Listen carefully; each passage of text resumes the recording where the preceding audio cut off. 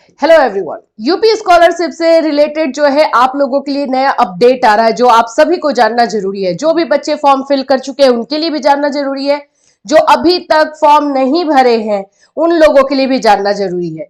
क्योंकि कुछ बच्चे ऐसा बोल रहे थे कि मैम अभी तक तो हमारा रिजल्ट ही नहीं आया है, हम कैसे जो है फॉर्म भर सकते हैं। तो आप लोगों के लिए ये गुड न्यूज है, जो लोग अभी तक फॉर्म नहीं भरे और अपने रिजल्ट का वेट कर रहे हैं उन सभी लोगों के लिए। तो चलिए बताते हैं इसमें क्या आप लोगों के लिए अपडेट है। फॉर्म भरते समय प्लीज केयरफुल रहना, कोई भी डाउट कोई भी क्वेश्चन हो तो हमने बहुत सारे वीडियोस यूपी स्कॉलरशिप पे ऑलरेडी दिए हुए हैं, आप जाकर के उसे देख सकते हो, सारी चीजों को फॉलो कर सकते हो। गलती मत करना, नहीं तो लास्ट में फिर रोओगे कि मैम हमारा नहीं आया, हमारा इस गलती से नहीं आया। वो मिस्टेक इस बार नहीं होना चाहिए।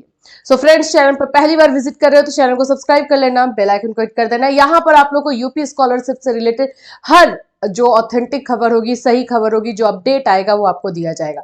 साथ ही साथ आपको पता है कि हमारे इस चैनल पर जो है बीएड के क्लासेस चलाए जाते हैं और हमारा जो ऑफिशियल ऐप है कैटलिस्ट सोनी, वहां पर आप लोगों को जो है सीटेट, बीएड, डीएलएड सभी के नोट्स, बैचेस, सभी चीजें जो है प्रोवाइड की जाती है। तो आप हमारे ऑफिशियल ऐप पर भी विजिट कर सकते हो। चलिए, सबसे पहले तो मैं आपको बता दूं, यूपी स्कॉलरशिप से जो फॉर्म फिलअप का डेट था उसमें चेंजेस कर दिए गए हैं। वो हर बार होता है, कोई ऐसा नहीं कि इस बार नया हुआ है। थोड़ा सा जो है डेट आगे बढ़ाया ही जाता है। तो जो एससी एसटी के बच्चे हैं, जो जनरल कैटेगरी है, जो ओबीसी है, सभी का जो है डेट एक्सटेंड हुआ है। उसको हम लोग अभी आपको बताएंगे कि कब तक अब कौन कौन फॉर्म भर सकता है। अभी तक जो फॉर्म भरे हैं उनका पैसा कब तक आएगा और इसके बाद जो फॉर्म भरेंगे उनका पैसा कब तक आएगा ये भी बताया जाएगा, क्योंकि ये सारी चीजें नोटिस में दी गई है। इसके अलावा मैं एक बात बता दूं कि इस बार से बायोमेट्रिक सिस्टम कर दिया गया है। अगर आप अपना फिंगरप्रिंट नहीं लगा रहे हो, ठीक है, तो आप लोगों को स्कॉलरशिप नहीं मिलेगा। और ये काम करने के लिए आपको अपने कॉलेज जाना होगा, ये कंफर्म है। तो इसके लिए आप लोगों को अपने कॉलेज जाना है, वहां पर आप लोगों को वो चीजें करनी है।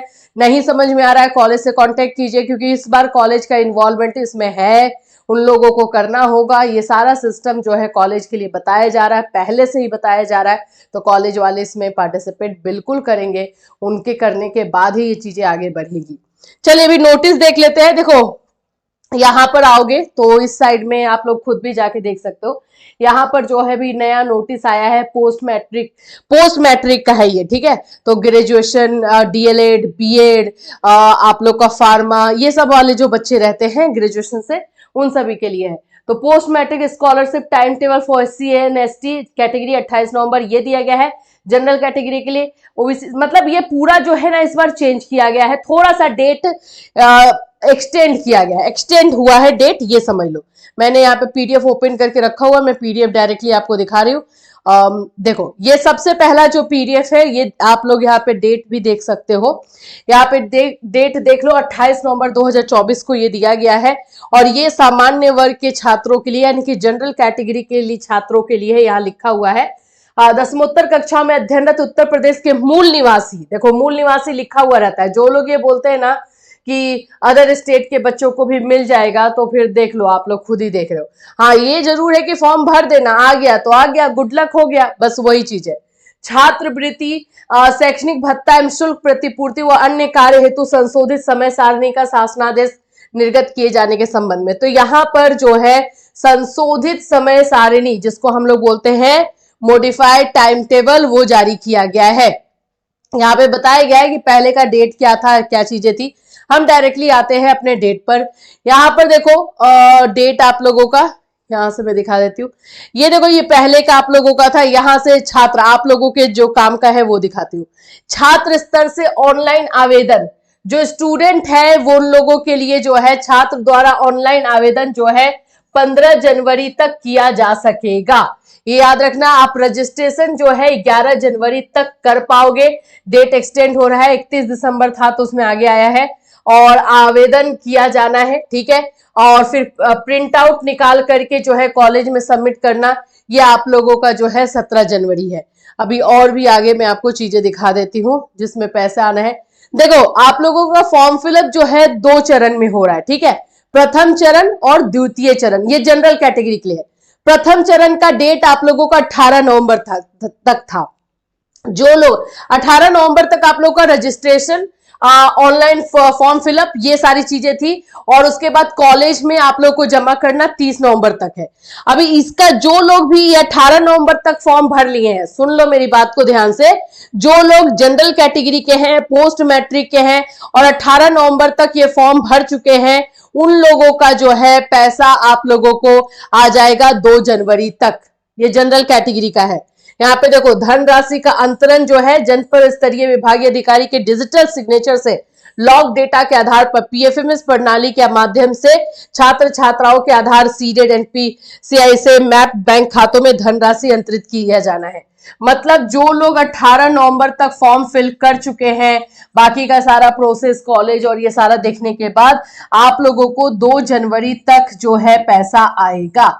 अच्छा, ये भी बातें बोली गई हैं, जिन भी बच्चों का जो है फर्स्ट वाले में नहीं आ रहा है वो सेकेंड वाले में उनको कंसीडर जरूर करेंगे, लिखा हुआ मैं दिखा दूंगी।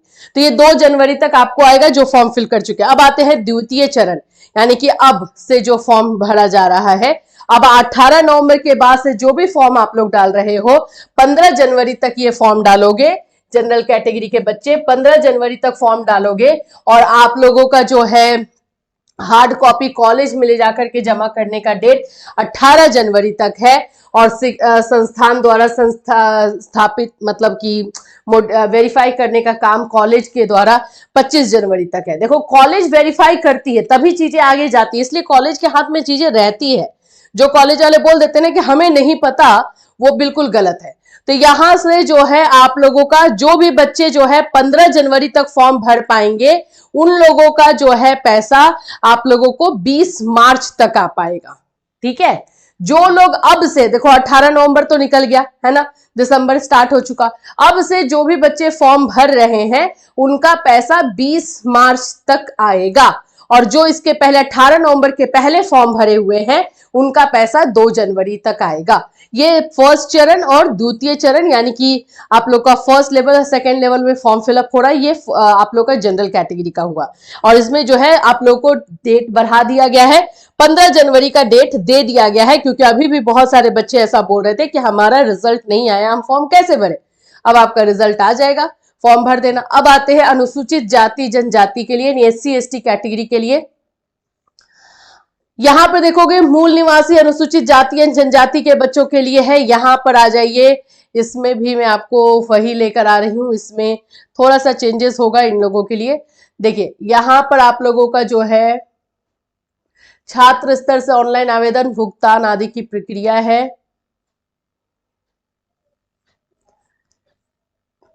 प्रथम चरण, ठीक है, प्रथम चरण वही है, 18 नवंबर से 30 नवंबर तक का था, 18 नवंबर तक फॉर्म फिलअप है, वही चीजें हैं। फिर उसके बाद से आप लोगों का इनका पैसा भी आप लोगों को जो है 2 जनवरी तक आएगा। द्वितीय चरण में आ जाइए, द्वितीय चरण में 18 जनवरी तक आप लोगों का रहेगा, सेम टू सेम वही चीज है, 20 तक आएगा। यहाँ पर ना एससी एसटी के बच्चों के लिए एक चीज ये होती है कि उन लोग का जो है थर्ड फेज यानी 31 मार्च तक भी फॉर्म भरा जाता है, जिसका कि आप लोगों को जून तक आता है पैसा। तो वो उन लोगों का भी है जो कि ऊपर में यहाँ पर दिया गया है, वो भी मैं दिखा देती हूँ। यहाँ पर आ जाइए, देखिए, छात्र स्तर से ऑनलाइन आवेदन भुगतान आदि की प्रक्रिया जो है छात्र रजिस्ट्रेशन 28 मार्च तक कर पाएंगे और ऑनलाइन आवेदन 31 मार्च तक होगा। बाकी ये सारा प्रोसेस रहेगा और ये आप लोगों को जो है 2025 वाला बात है, तीसरे चरण वाला है, वो एज इट इज रहने वाला है। इसमें आप लोग को 2 जून तक जो है पैसा आता है, वो उस तरह का जो है प्रोसेस चलता है। ठीक है, ठीक है, तो ये बस, तो आप लोगों का ये एक नया डेट जो है एक्सटेंड करके निकाल दिया गया है जनरल कैटेगरी ओबीसी। अब ओबीसी के लिए स्पेशली यहाँ पर दिख नहीं रहा, लेकिन है सभी के लिए है। हाँ, बायोमेट्रिक वाला जरूर कर लेना, कितना भी अच्छा से फॉर्म भर लो, कितना भी सब कुछ अच्छा हो जाए, बायोमेट्रिक अगर नहीं हो पाया तो आगे का प्रोसेस ही रुक जाएगा। दूसरा जो चीज आप लोगों को ध्यान में रखना है कि जो भी अकाउंट नंबर आप डालो, ये एक बार जरूर चेक कर लेना है कि एनपीसीआई मैपिंग है या नहीं। बैंक से आप जो भी अकाउंट नंबर डाल रहे हो आधार सीडेड है या नहीं, ये जरूर चेक कर लेना। पिछली बार बहुत सारे बच्चों का जो है इसी की वजह से पैसा नहीं आया था, और लास्ट मोमेंट में जब आप लोग मेरे से ये बात बोलते हो ना, तो बहुत गुस्सा भी आता है कि 10 बार चिल्ला चिल्ला करके हम लोग ये बात बता रहे थे आप लोग को, लेकिन आप लोग सुनते नहीं हो। अगर आपको कुछ नहीं समझ में आ रहा, अपने बैंक चले जाइए और बैंक जाकर के बोलिए सर मेरा एनपीसीआई मैपिंग इस अकाउंट से है या नहीं, बता दीजिए, और वही बता देंगे, और नहीं है तो फिर आप ये करके दे दीजिए। ये वाला फॉर्म भरवाएंगे, 10 दिन 12 दिन में आपका एनपीसीआई मैपिंग हो जाएगा। खुद से भी जाके चेक कर सकते हो। हमारे चैनल पर जो है एक वीडियो दिया गया है कि हम कैसे एनपीसीआई मैपिंग चेक करें कि हमारा जो है अकाउंट नंबर आधार से सीडेड है या नहीं। वो वीडियो जाकर के देख लीजिए, इजी है, बहुत ही इजी प्रोसेस है। तो ये थोड़ा सा अवेयर तो रहना होगा ना भाई, तब तो पैसा आएगा। तो फिलहाल के लिए यूपी स्कॉलरशिप से रिलेटेड यही अपडेट आ रही है। जैसे जैसे और भी अपडेट या कुछ चेंजेस किए जाएंगे वो हम आपको बताते रहेंगे। फॉर्म नहीं भरे हो, फॉर्म जल्दी से जल्दी जाकर के भरो, चाहे आप किसी भी कैटेगरी के हो यूपी स्कॉलरशिप में, चाहे आप बीएड कर रहे हो। बीएड और डीएलएड वाले बच्चों को पैसा अच्छा खासा आता है, मैं बता दूं 40,000 41,000 अच्छा खासा पैसा मिलता है, तो ये छोड़ना नहीं। तो ये सारे पैसा जो है आप लोगों को आने वाला है, और बस यही है कि थोड़ी सी जो चीजें हैं उसको आप लोग को ध्यान में रखना है, फिर उसके बाद स्कॉलरशिप आप लोग को मिल जाएगा। इससे रिलेटेड कोई और डाउट या क्वेश्चन है तो आप इस वीडियो में कमेंट कर सकते हो, या फिर हमारे नंबर पे मैसेज कर सकते हो। फिर मिलूंगी, till then take care everyone.